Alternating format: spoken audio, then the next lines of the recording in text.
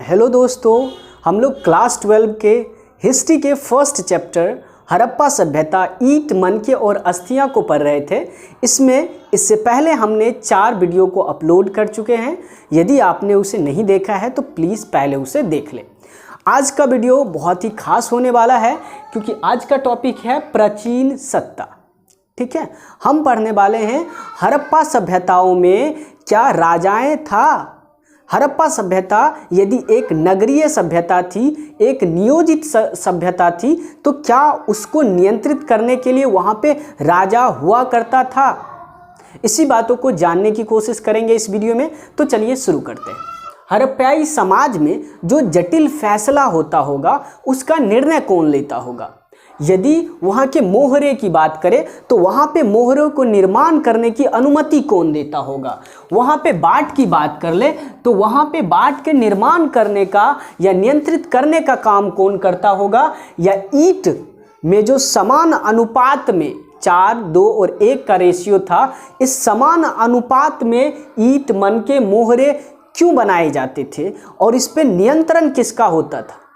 यदि राजा नहीं हो तो ऐसा होना संभव नहीं होता है। समाज के अलग अलग वर्ग के लोग अपने हिसाब से इसका नियंत्रण कर सकता है या बनावट भी कर सकता था।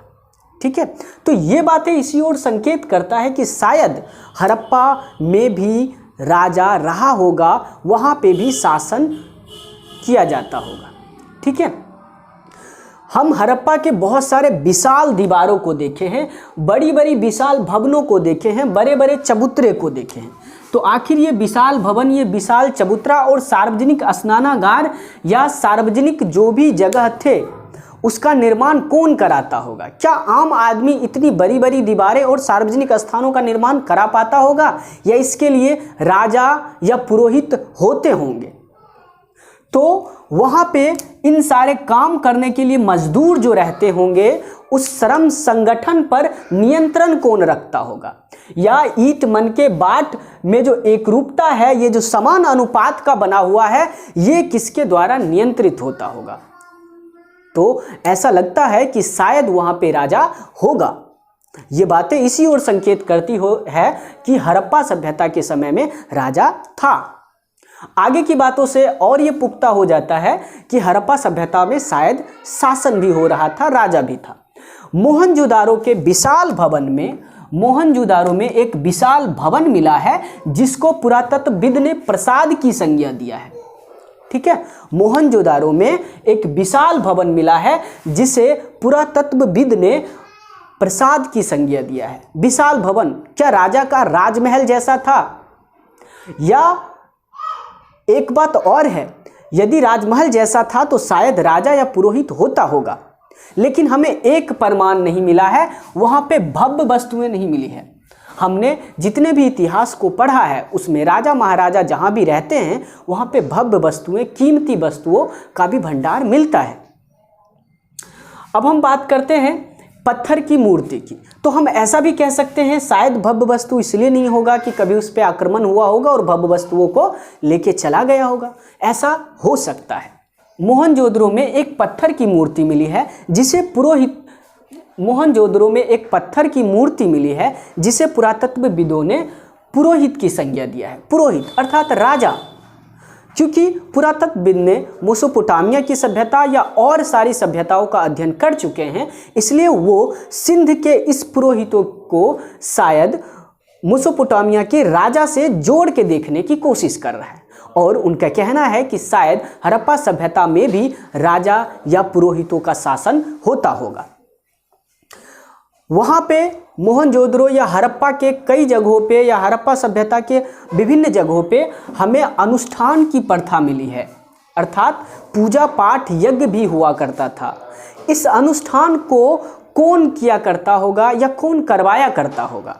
शायद इस बात पे भी हम सोच सकते हैं कि जो अनुष्ठान करता होगा शायद उसी के अंदर राजनीतिक सत्ता होगी। अलग अलग पुरातत्वविद हड़प्पा सभ्यताओं में राजा का होना नहीं होना, कई राजा के होने के बारे में संकेत देते हैं। पुरातत्वविद का कहना है कि हड़प्पा में शासक नहीं था। कुछ पुरातत्वविदों का कहना है कि हड़प्पा में शासक नहीं था, अर्थात वहाँ पे जितने भी लोग थे वो समान रूप से सामाजिक स्थिति सबों की समान थी।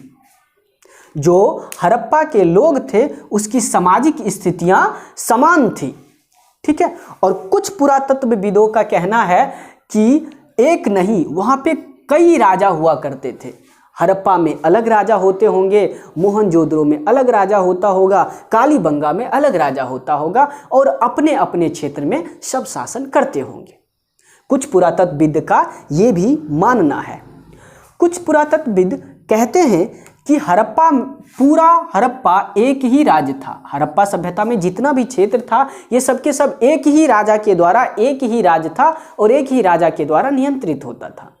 ऐसा क्यों कह रहा है? क्योंकि पूरा वस्तुओं में समानता मिली है। पूरा वस्तु कहने का अर्थ है कि जो वहाँ के मोहरे थे, जो वहाँ के बाट थी या वहाँ के ईंट थे, वो सब में समानता था। क्योंकि एक तरह के मोहरे पूरे हड़प्पा सभ्यताओं में मिला है जो एक राजा के होने का संकेत करता है। एक तरह के बाट का एक तरह का घनाकार बाट भी मिला है जो शायद एक ही राजा होने का संकेत करता है। या समान अनुपात में पूरे हड़प्पा में एक ही अनुपात का ईंट बना हुआ है। ठीक है। समान रेशियो के ईंट का निर्माण यदि पूरे हड़प्पा में हुआ है, यदि एक ही साइज का ईंट पूरे हड़प्पा के सभी शहरों या सभी जगहों पर है, तो इसका अर्थ ये भी हो सकता है कि शायद एक ही राजा के द्वारा ये पूरा क्षेत्र शासित होता होगा और ये हड़प्पा एक ही राज्य होगा। ठीक है। और ये तर्क सबसे अधिक युक्ति संगत माना जाता है, सबसे अधिक सर्वमान्य माना जाता है। ठीक है। तो ये बातें थी प्राचीन सत्ता या हड़प्पा में राजा के होने या ना होने के बारे में। ठीक है। तो मैं उम्मीद करता हूं कि आप इसके बारे में समझ गए होंगे और खुद ही विचार कीजिएगा। अब हम बात करते हैं कि हड़प्पा सभ्यता का अंत कैसे हुआ।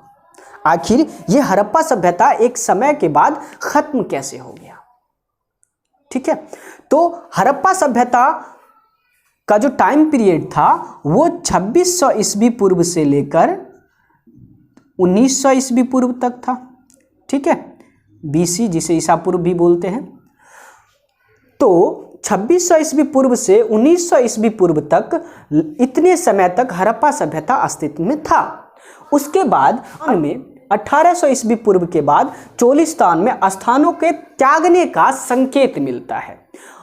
कई जगहों को जला देने का भी संकेत मिलता है, जिसके कारण बड़े पैमाने पे नई बस्तियों का निर्माण गुजरात और हरियाणा में हो रहा था। तो हम ऐसा सोच सकते हैं कि 18वीं ईसा पूर्व के बाद शायद लोग यहाँ से विस्थापित होकर गुजरात और हरियाणा के क्षेत्र में आके नई बस्तियों का निर्माण कर रहे होंगे।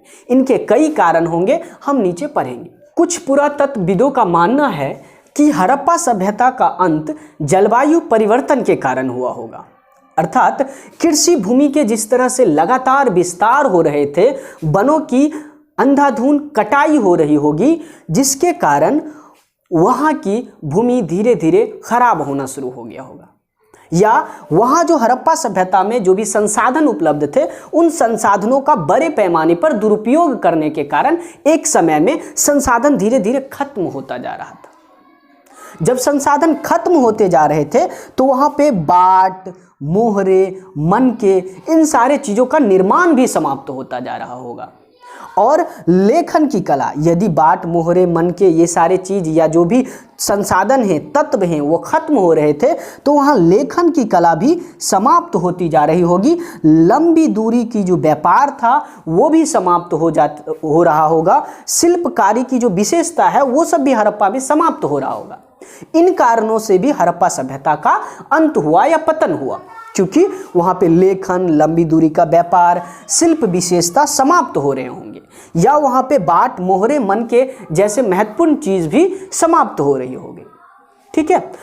इन संसाधनों का कृषि भूमि या वनों के कटाई के कारण जमीन शायद बंजर हो रही होगी, जिसके कारण सूखे हो रहे होंगे, अकाल आ रही होगी, बाढ़ आ रही होगी। ठीक है। इन सारे कारणों से शायद हड़प्पा सभ्यता धीरे धीरे अपने पतन की ओर बढ़ रहा होगा। वहाँ पे बड़े पैमाने पर संसाधनों के दुरुपयोग करने के बाद बड़े पैमाने पर लोग सड़कों पे कूड़े कचरे को फेंक रहे होंगे, सड़कों पे कूड़ा कचरा जाम हो गया होगा, नाली की जो व्यवस्था थी उसमें गाद भर जाने के कारण अब पानी का जो बहाव था वो कम हो गया होगा, या लोग मजबूर हो गए होंगे इन सारे चीज़ों से झुकी झोपड़ी बना के सड़कों के किनारे रहने को। और आवास का निर्माण का जो कार्य था वो भी खत्म हो गया होगा। क्यों? क्योंकि जब वनों की बड़े पैमाने पर कटाई हो रही होगी, क्योंकि वन काट के इस ईंधन के रूप में इस्तेमाल करके शायद ईंट को पकाया जाता होगा। हड़प्पा सभ्यता में लकड़ी से ईंटों को पकाया जाता होगा, जिसके लिए वन की कटाई की जाती होगी और आवास बनाए जाते होंगे। जब वनों की कटाई हो गई, बड़े पैमाने पे वन कट गए, वन नहीं बचे, तो आवास का निर्माण भी खत्म हो गया होगा।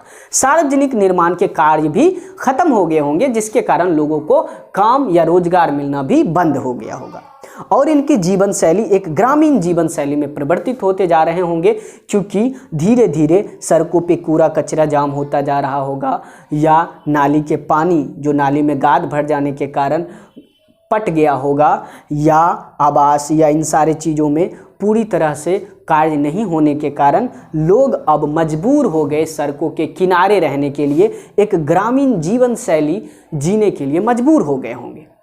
और जिसे उत्तर हड़प्पा या अनुवर्ती संस्कृति का नाम पुरातत्वविदों ने दिया है। ठीक है, ये सब उत्तर हड़प्पा यानी हड़प्पा के अंतिम समय का अंतिम काल या अंतिम समय होंगे। बड़े पैमाने पर मोहनजोदड़ो में बाढ़ आने के प्रमाण मिले हैं, तो हम ये और कुछ पुरातत्वविद ये कहते हैं कि शायद बाढ़ आने के वजह से हड़प्पा सभ्यताओं का अंत हो गया होगा। लेकिन ऐसा हम नहीं कह सकते कि बाढ़ आने के वजह से पूरी हड़प्पा सभ्यता खत्म हो गई होगी, क्योंकि बाढ़ आते और जाते रहते हैं और इससे सभी क्षेत्र प्रभावित नहीं हो सकते एक साथ। अगला ये भी कारण हो सकता है कि नदी अपने रास्ते बदल लिए होंगे। जैसे सरस्वती नदी सूख गई, नदी अपने रास्ते बदल लेते होंगे और नदी अपने रास्ते बदलने के कारण किसी क्षेत्र में बाढ़ लाता होगा तो किसी क्षेत्र में सुखाड़ लाता होगा या सूखा पड़ जाता होगा। तो नदी के धारा बदलने के कारण भी हड़प्पा सभ्यता का अंत हो सकता है। या कई पुरातत्वविदों का ये मानना है कि भूकंप के कारण, क्योंकि हमें कालीबंगा में भूकंप के भी प्रतीत मिले हैं, ये जो प्राकृतिक आपदा है भूकंप, इन शायद भूकंप के कारण भी हड़प्पा सभ्यता का अंत हो गया होगा। लेकिन हम ये भी नहीं कह सकते कि भूकंप के कारण पूरी हड़प्पा सभ्यता खत्म हो गई होगी, क्योंकि हम लोगों ने भूकंप का अनुभव किया है। तो भूकंप आने का भी प्रमाण हमें कालीबंगा में मिला है, तो भूकंप भी हड़प्पा सभ्यताओं के अंत में अपना एक रोल अदा किया होगा। हमें मोहनजोदड़ो में बड़े पैमाने पर नरकंकाल मिले हैं और वो एक समूह में मिले हैं। शायद ये ऐसा प्रतीत होता है कि वहाँ पे किसी के द्वारा बड़े पैमाने पर लोगों को मारा गया होगा। और लोगों को बड़े पैमाने पे कब मारा जा सकता है? जब कहीं पे युद्ध या आक्रमण हो। तो आर्यों के आक्रमण, तो कुछ पुरातत्वविदों का मानना है कि आर्य के आक्रमण के कारण बड़े पैमाने पर हड़प्पा सभ्यताओं के शहरों को नष्ट किया गया, वहाँ के लोगों को मारा गया और मोहनजोदड़ो या हड़प्पा के अन्य शहरों को पूरी तरह से उजाड़ दिया। इसके कारण भी हड़प्पा सभ्यता का अंत हो गया होगा।